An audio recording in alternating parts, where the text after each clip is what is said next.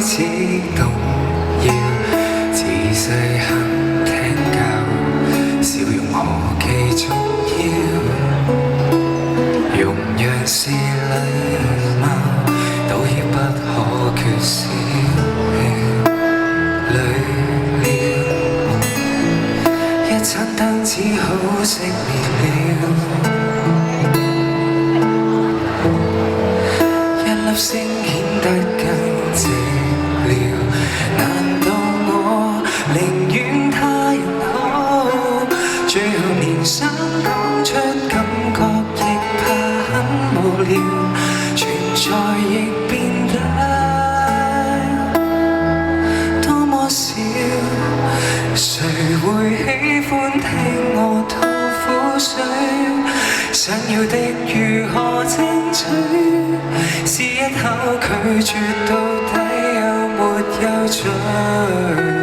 重複的自問，還是覺得等一等死不去。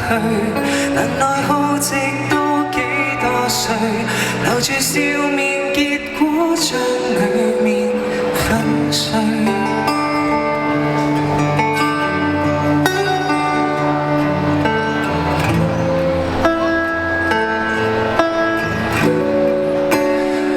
再怪原生家庭悶得很，我未能圈出界線，可怎麼不忿？任何事亦太傷心，太着緊。誰會喜歡聽我吐苦水？想要的如何爭取？試一口拒絕到底有沒有罪？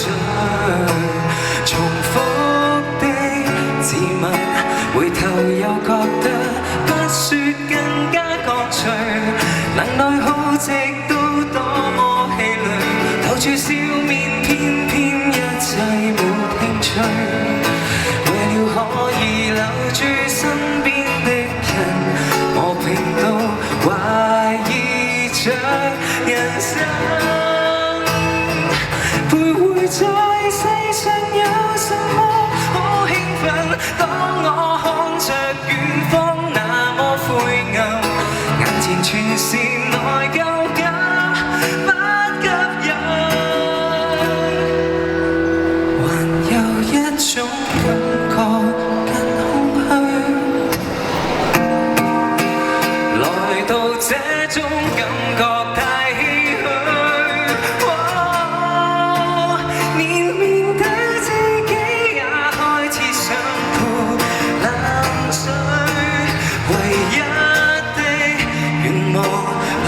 是我不要換成自己討厭的模樣，無論什麼不對，忘了心底總有暖風吹。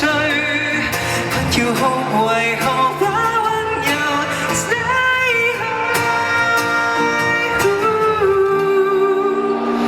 來撫心自問，仍能如孩子笑着睡，能量已盡後不反對，期望有份美好不會失去。